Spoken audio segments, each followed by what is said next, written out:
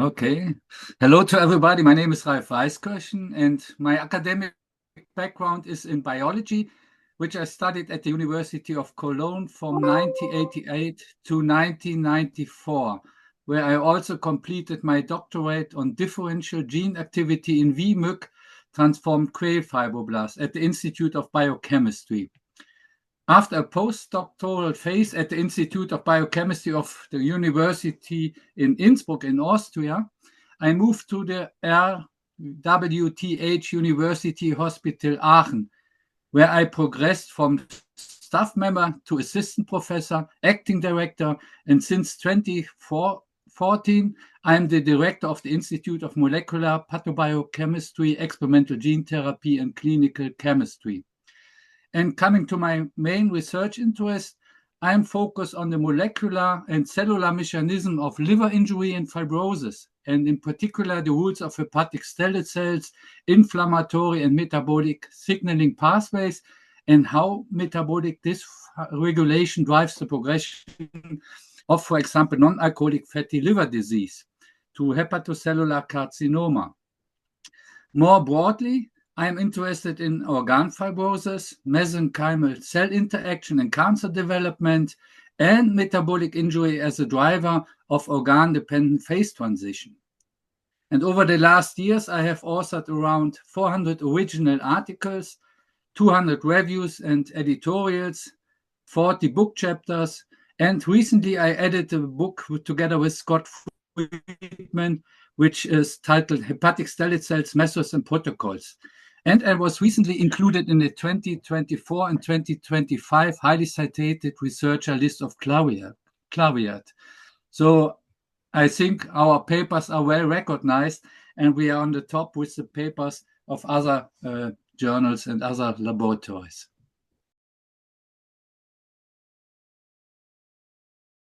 The idea of this special issue, cellular compartmentalization beyond membranes, condensates, contacts, and metabolic niches, arose from the realization that our classical view, which we have of the cell, which is organized mainly around membrane-bound organelles, is no longer sufficient to explain the spatial and temporal position of many signaling pathways in metabolic processes.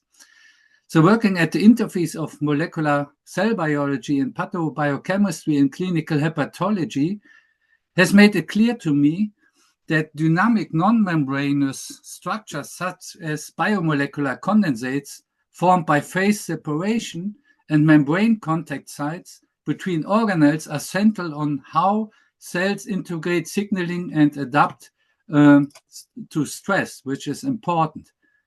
Rather than adding yet another special issue on traditional organelles, I wanted to highlight these emerging concepts that cut across classical boundaries, for example, membraneless organelles, organelle communication, and localized metabolic niches, where specific reactions are spatially confirmed and regulated.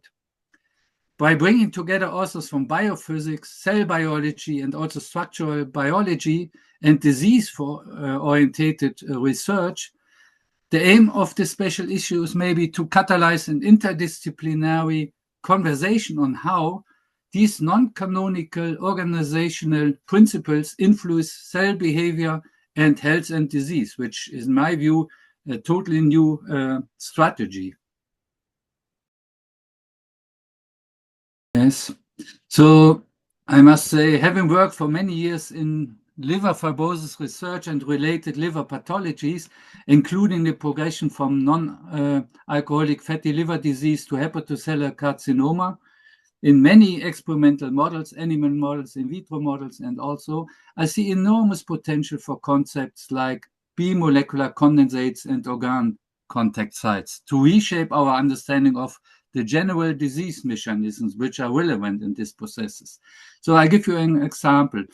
So phase-separated transcriptional or signaling condensates may act as special hubs that integrate inflammatory, metabolic, and fibrogenic cues in hepatocytes and non-parenchymal cells, which are, for example, hepatic stellate cells, which thereby might influence whether a fatty liver remains stable or progresses to fibrosis or to cancer. So similarly, contact sites between the endoplasmatic reticulum or the mitochondria and lipid droplets are central to lipid metabolism. And of course, for calcium homeostasis and stress responses, all of which are critical in steatosis and in lipotoxicity and the resulting fibrogenesis. So in this context, artificial intelligence and also computational models can help in several ways. For example, automating the detection and quantification of condensates and contact sites in high contact imaging is a good chance to understand the processes which are going on. And also some building predictive models that link cellular organization to disease fate would be important, which is possible by these techniques. And also in digital pathology, you know this all, artificial intelligence-based analysis of liver biopsies, which can be combined with molecular data, could reveal subtle analysis of liver biopsies and also specific changes in organelle communication or condensate behavior during progression of the disease.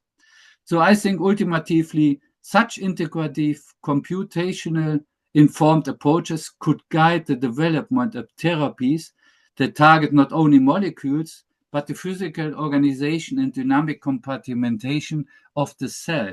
And this, once again, is another approach how to tackle diseases which are worldwide increasing. So I think this will be very, very important to use all these techniques. Okay, so I think in the current collaboration with you, I see several strengths of the FBL journal. So for example, this journal has a clear interest in cross-disciplinary topics, efficient in professional handling by editorial office. I know this because we also had contact together.